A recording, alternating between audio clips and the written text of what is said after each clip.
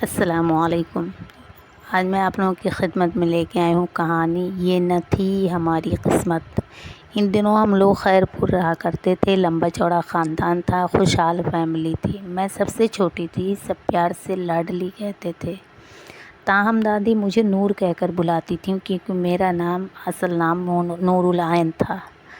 Matric pass کیا تو ایک رشتہ آ گیا۔ میں نے ضد کی کہ ابھی شادی نہیں کرنی ہے، آگے پڑھنا۔ بڑی بہن شہلا غیر شادی شدہ تھی، مجھ سے پہلے شادی کا حق ان کا بنتا تھا۔ میری بات مان لی گئی اور ان کو منع کر دیا گیا، تبھی انہوں نے شہلا باجی کا رشتہ مانگ لیا۔ امی ابو نے یہ رشتہ منظور کر لیا اور 1 ہفتے کے بعد منگنی اور 3 ہفتے کے بعد شادی طے ہو گئی۔ مایوں کے دن کافی ہلا گلا ہوا۔ جب میں تیار ہو کر نیچے آئی تو کسی نے آواز دی، نور ادھر آؤ۔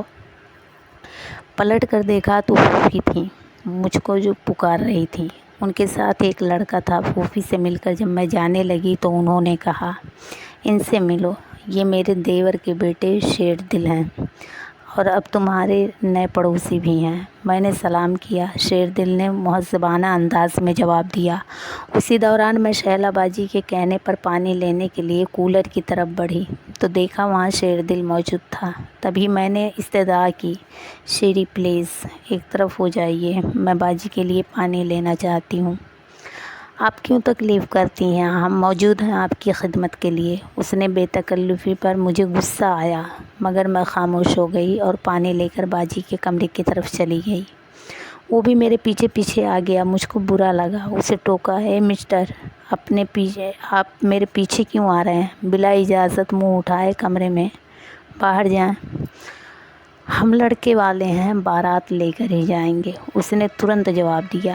تو میں اس کی دلیری پر حیران رہ گئی، تاہم یہ ذومعنی بات تھی جو میں سمجھ نہ سکی اور اس کو خبطی سمجھ کر فوراً وہاں سے چلی آئی۔ ہم لوگ شادی کی تیاریوں میں مصروف تھے۔ جوں جوں رخصتی کا وقت قریب آ رہا تھا، دل بیٹھا جا رہا تھا۔ میں ازحد افسردہ تھی کہ شیری آ گیا اور اداسی کا سبب پوچھا اور تسلی دینے لگا۔ شیری، اس جہاں کی یہ کیسی رسم ہے کہ والدین بیٹی کو پال پوس کر بڑا کرتے ہیں اور غیر اس کو بیاہ کر لے جاتے ہیں۔ لڑکیوں کی بہتری اسی میں ہے کہ وہ وقت پر پیا گھر سدھار جائیں، اور یہ رسم و رواج تو صدیوں سے چلے آئے ہیں۔ وہ میرے کندھے پر ہاتھ رکھ کر دلاسا دینے لگا تو میرے گلے کی چین اس کی کلائی میں بندھی گھڑی میں اٹک گئی۔ شیری پلیز چین تو نکال دیجیے، آپ کی گھڑی میں اٹک گئی ہے۔ میرے منہ سے نکلا، شاید اوپر والا ہم دونوں کو ایک ساتھ دیکھنا چاہتا ہے، اس نے کہا۔ اس پر مجھے غصہ آ گیا۔ شیری، آپ ہوش میں تو ہیں؟ جب میں آپ سے ملی تو میں بڑی مشکل میں ہوں، اس نے جواب دیا۔ اسی وقت میری سہیلیاں مہندی کی رسم میں بلانے کو آ گئیں۔ پھر لڑکیوں نے خوب ڈانس کیا، مجھے بھی شامل کر لیا۔ پھوپھی نے بلایا کہ لڑکی والے خوشی نہیں مناتے، مگر میں رکی نہیں تھی۔ ایک ہی تو میری بہن ہے پھوپھی، اس کی مہندی پر خوشی نہ مناؤں تو پھر کب مناؤں گی؟ میں نے دل کی اداسی کو چھپا کر کہا۔ اس روز شیری کے ہاتھ میں کیمرہ تھا اور مجھے نہیں معلوم کہ وہ کس کس کی تصویر بنا رہا تھا۔ میں تو ہم جولیوں کے ساتھ ہلا گلا کرنے میں مگن تھی۔ اس دوران میری بھی کئی تصاویر بنا لیں۔ رخصتی کی گھڑی آ پہنچی۔ اب تو آنسو تھمنے کا نام نہیں لے رہے تھے۔ بہن سے جدائی سہی نہ جا رہی تھی۔ ابو امی کو میں پریشان نہیں کرنا چاہتی تھی، اس لیے چھپ چھپ کر آنسو بہا رہی تھی۔ جب رخصتی کا وقت آ گیا، سبھی لوگ پوچھنے لگے کہ دلہن کی بہن کہاں ہے۔ ہر طرف نور کے نام کا شور مچ رہا تھا۔ بڑی مشکل سے آنسوؤں کو روکا اور سامنے آ گئی۔ اپی کے گلے لگ گئی، وہ روتی ہوئی ودا ہو گئیں۔ ان دونوں میرا فرسٹ ایئر میں ایڈمیشن ہو گیا تھا اور میں کالج لائف میں مصروف ہو گئی۔ اتفاق سے شیری نے بھی داخلہ لے لیا تھا اور وہ اب میرا کلاس فیلو تھا۔ وہ روزانہ کسی نہ کسی بہانے میرے پاس آتا، لیکن میں لیے دیے رہتی تھی، زیادہ بات نہ کرتی تھی۔ مبادا لڑکے لڑکیاں باتیں بنائیں اور کہیں کالج میں میرا اسکینڈل بن جائے۔ میں نیک نام رہنا چاہتی تھی اور بدنامی سے ڈرتی تھی۔ جب اس نے دیکھا کہ بالکل لفٹ نہیں مل رہی ہے تو ایک روز میری کتاب میں اس نے لیٹر رکھ دیا۔ کالج سے آ کر کھانا کھایا اور لیٹ گئی۔ شام کو کتاب اٹھائی اور پڑھنے بیٹھی تو اس کا خط کتاب میں رکھا تھا۔ بے حد غصہ آیا۔ مجھے اس سے ایسی توقع نہ تھی۔ خط پڑھ کر آپے سے باہر ہو گئی۔ لکھا تھا، نور، تم سے پہلے بھی کسی کی لڑکی کو پسند کرتا تھا، لیکن امید نہیں ہے کہ وہ مل جائے۔ وہ نہ مل سکی تو تم سے شادی کی آرزو رکھتا ہوں۔ ویسے مجھ کو شادی کی جلدی نہیں ہے، وقت پر ہی ہوگی۔ خط پڑھ کر احانت سے محسوس ہوئی۔ عجیب بونگا لڑکا ہے، اسے تو اظہار محبت کا بھی ڈھنگ نہیں۔ شاید کہ اس نے مجھے کوئی گری پڑی شے سمجھ لیا ہے۔ ایسے فضول طریقے سے بھی کوئی محبت کا اظہار کرتا ہے۔ صبح جب میں کالج گئی تو میرا پارا چڑھا ہوا تھا۔ کلاس روم میں سبھی موجود تھے کیونکہ پیریڈ شروع ہونے والا تھا۔ تبھی میں نے ساری کلاس کے سامنے تقریر شروع کر دی۔ پیارے ساتھیوں، سنو، آج کی اہم خبر یہ ہے کہ مسٹر شیر دل صاحب ہمارے پیار میں پوری طرح گھائل ہو چکے ہیں۔ ان کو اب ہر طرف میں ہی دکھائی دیتی ہوں۔ وہ ہماری یادوں میں کھوئے رہتے ہیں اور ہمارے بغیر ایک پل بھی زندہ رہنے کا تصور نہیں کر سکتے۔ اسی لیے ہمارے مستقبل کا پروگرام بنانے کا سوچ رہے ہیں، لیکن میں آپ سب کے سامنے ان کو بتا دینا چاہتی ہوں کہ وہ یہ خیال دل سے نکال دیں تو بہتر ہے، کیونکہ میں کسی اور کا انتخاب کر چکی ہوں۔ تو مسٹر شیر دل، اب اگر آپ چاہیں تو جا سکتے ہیں۔ بہتر ہوگا کہ جانے سے پہلے آپ اپنا یہ بیہودہ لیٹر بھی لیتے جائیے۔ یہ کہہ کر میں نے خط اس کے سامنے ڈال دیا۔ اس نے نہایت شرمندگی سے وہ خط اٹھا لیا اور وہاں سے چلا گیا۔ جب وہ کلاس روم سے نکل رہا تھا تو لگتا تھا وہ شرم کے مارے گر پڑے گا۔ اس کے جانے کے بعد میں نے کلاس کو بتایا کہ میں کسی لڑکی کو نہیں چاہتی، جان بوجھ کر جھوٹ بولا تھا تاکہ شیر دل سے میری جان چھوٹ جائے۔ یہ عجیب سا معرکہ تھا، کر تو گزری، مگر پھر اچانک اداسی نے دل کا گھیراؤ کر لیا۔ گھر واپس آئی تو قدم بوجھل تھے اور دل پر منو بوجھ پڑا تھا۔ خدا جانے کیوں اس قدر اداسی ہوئی۔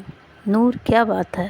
آج تم کیوں اتنی اداس ہو؟ امی نے سوال کیا۔ کچھ نہیں ماں، آج کچھ طبیعت ٹھیک نہیں ہے۔ سہ پہر کو جب بستر پر سونے کے لیے لیٹی، ایک دم احساس ہوا کہ میں نے شیر دل کے ساتھ اچھا نہیں کیا۔ اس کا خط اتنا بڑا جرم تو نہ تھا کہ اس کو ساری کلاس کے سامنے شرمندہ کیا جائے اور مجرم بنا دیا جائے، جبکہ خط بھی بیہودہ قسم کا نہیں تھا۔ خدا جانے پھر کیوں میں نے ایسا کر دیا۔ انسان پہاڑ سے گر جائے تو کھڑا ہو سکتا ہے، لیکن نظروں سے گر کر دوبارہ اپنا مقام حاصل نہیں کر سکتا۔ کیا میں نے ایسا اس لیے کیا کہ مجھے اپنے والدین کی عزت عزیز تھی؟ بے شک والدین بیٹی کو بہت پیار سے پالتے ہیں، تو ان کا یہ حق ہوتا ہے کہ بیٹی بھی انہیں کی عزت کا پاس کرے۔ کیونکہ وہ میری آنکھوں میں آنسو نہیں دے سکتے، میں بھی ان کی بھروسے کو پاش نہیں کر سکتی تھی۔ تاہم میں آرام سے شیر دل کو سمجھا سکتی تھی کہ یہ سب ٹھیک نہیں اور آئندہ ایسی حرکت نہ کرے۔ سمجھانے کی بجائے میں نے ساری کلاس بلکہ پوری کالج کے سامنے اس کو ذلیل کر دیا تھا۔ یہ سوچ کر اب میں بے قرار ہو رہی تھی کہ اس پر کیا بیتی ہوگی۔ دوسرے دن کالج گئی تو پتہ چلا کہ وہ نہیں آیا ہے۔ دل گھبرانے لگا۔ پھر دل سے آواز آئی، نور، نہیں، اس کے بارے میں بالکل نہیں سوچنا۔ تمہیں بہت آگے جانا ہے، اپنے والدین کے خوابوں کو پورا کرنا ہے۔ اس واقعے کو اب مکمل طور پر بھلا دو۔ شیر دل نے کالج چھوڑ دیا اور میں اپنی چھوٹی سی دنیا میں گم ہو گئی۔ اس واقعے کو کچھ ہی دن گزرے تھے کہ باجی شہلا ہمارے گھر رہنے آئیں۔ ان کے ساتھ دولہا بھائی بھی تھے۔ میں دونوں کے لیے چائے بنانے جا رہی تھی کہ دروازے پر بیل ہوئی۔ دروازہ کھولا تو سامنے پوسٹ مین کھڑا تھا۔ میرے نام کا لفافہ تھا۔ میں حیران تھی کہ کس نے یہ لفافہ بھیجا ہے۔ کھولا تو یہ دیکھ کر حیرت کی انتہا نہ رہی۔ اس میں مہندی والے روز کی میری تصاویر تھیں۔ سوچ میں پڑ گئی کہ آخر کب، کیسے، کس نے یہ کھینچی ہوں گی۔ جب تصویروں کو الٹ پلٹ کر دیکھا تو پیچھے لکھا تھا، نور پلیز معاف کرنا، تم سے اجازت لیے بغیر اس دن میں نے تمہاری تصویریں لے لی تھیں۔ اب یہ تمہاری امانت لوٹا رہا ہوں۔ مجھ سے غلطی ہو گئی کہ تم جیسی لڑکی سے امید لگا بیٹھا تھا۔ کیا پتا تھا کہ تم کسی اور کو منتخب کر چکی ہو۔ جو ہوا سو ہوا، تم بھی بھول جانا، میں بھی بھلا دوں گا۔ یہ سب پڑھ کر میری آنکھوں سے آنسو نکل آئے۔ وہ چاہتا تو کچھ بھی کر سکتا تھا، لیکن اسے میری عزت بہت عزیز تھی۔ وہ چاہتا تو ان تصویروں سے مجھے رسوا کر سکتا تھا۔ ان باتوں نے میرے دل میں جگہ پیدا کر دی اور میں نے اس پر مر مٹی۔ اب اس کی شرافت میرے لیے اس کے دل میں احترام میرے نزدیک سب سے بڑی بات تھی۔ اب اس کی باتیں، اس کی شرارتیں رہ کر ستانے لگیں۔ پتہ نہیں کیا ہو گیا تھا کہ مجھے کسی بھی چیز کا دھیان نہیں رہا تھا۔ سارے گھر والے پریشان ہو گئے کہ اس لڑکی کو کیا ہو گیا ہے جو سارا دن چہکتی پھرتی تھی۔ اس کو چوٹ کیوں لگ گئی؟ مجھ کو بھی خبر نہ تھی کہ میں کہاں گم ہوں۔ جس کو میں نے ذلیل کر کے دھتکارا وہ آج میرے دل کے مندر میں تھا۔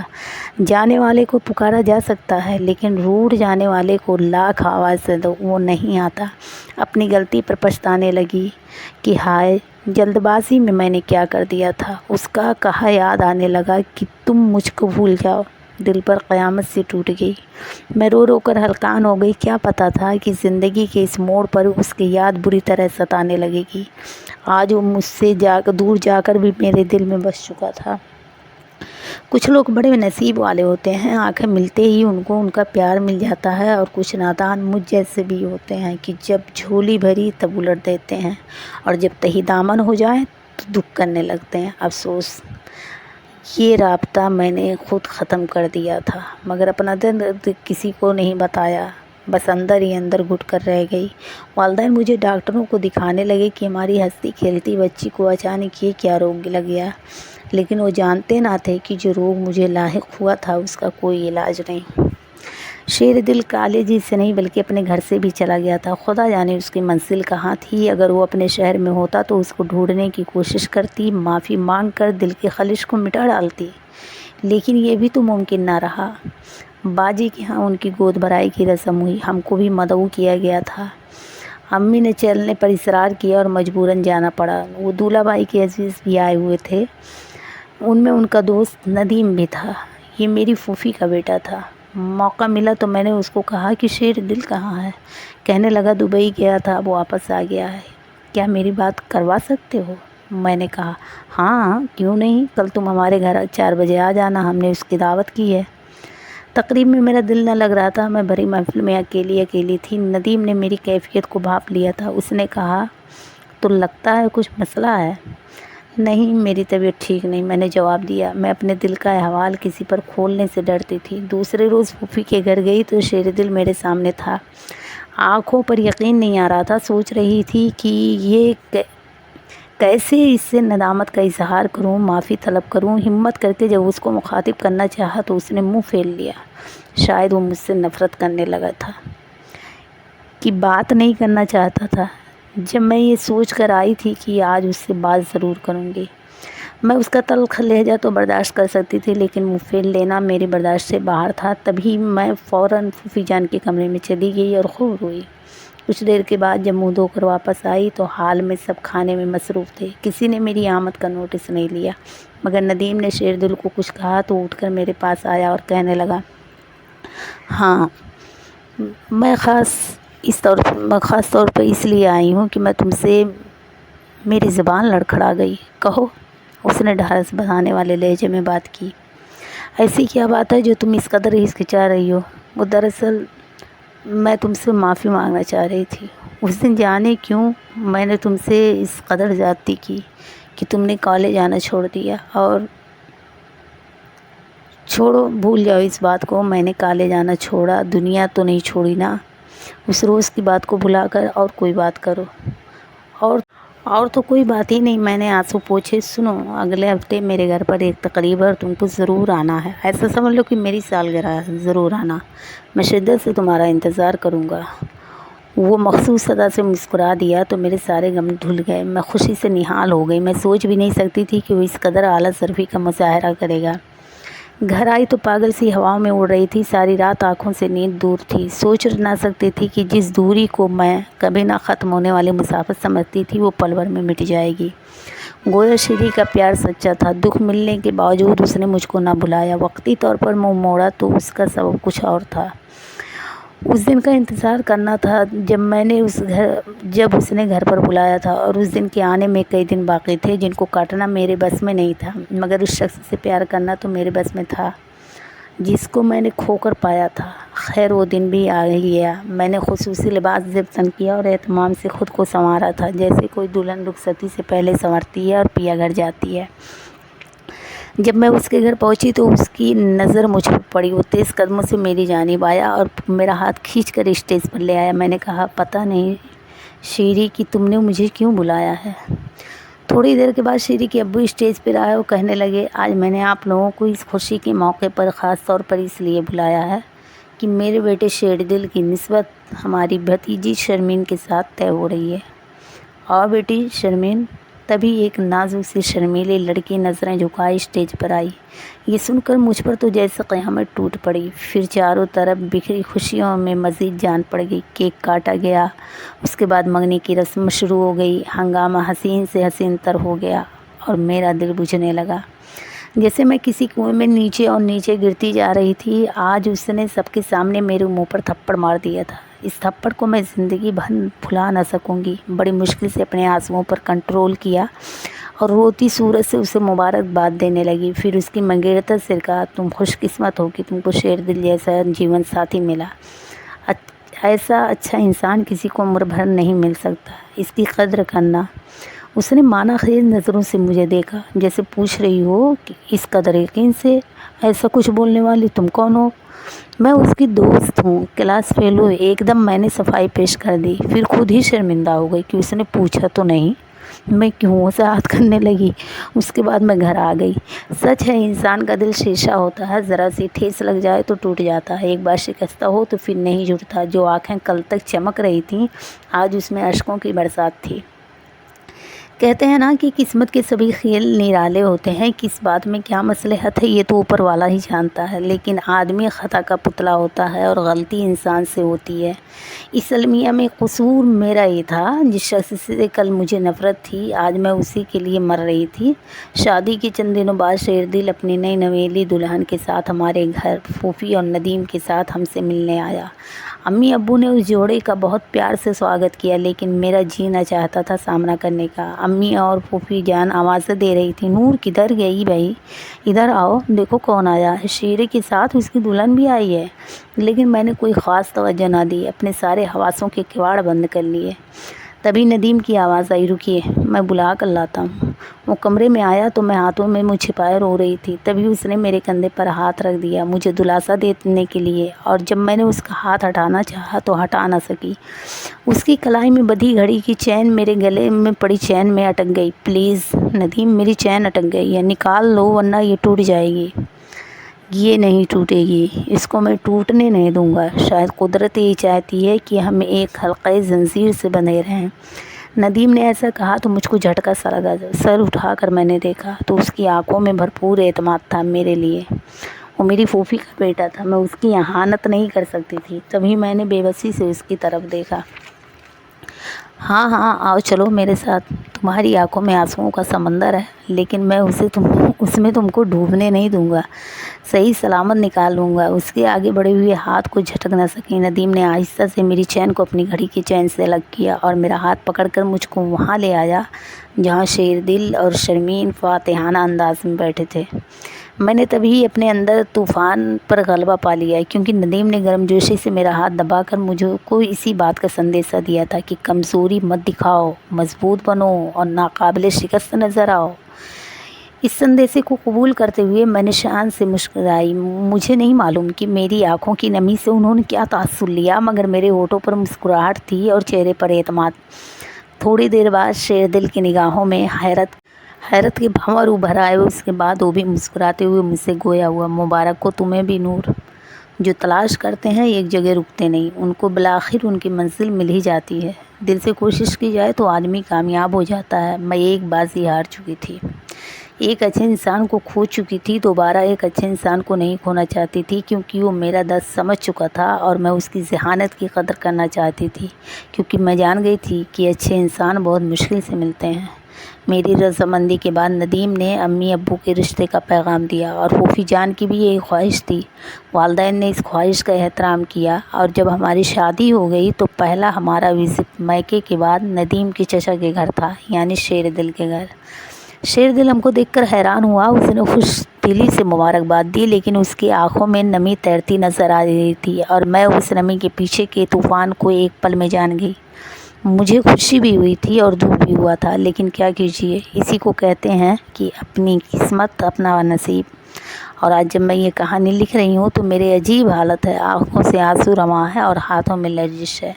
ये रही हमारी आज की कहानी। फिर मिलते हैं अगली कहानी के साथ इंशाअल्लाह। तब तक के लिए अल्लाह हाफिज़। आप हमारे चैनल को लाइक करें, सब्सक्राइब करें। अल्लाह।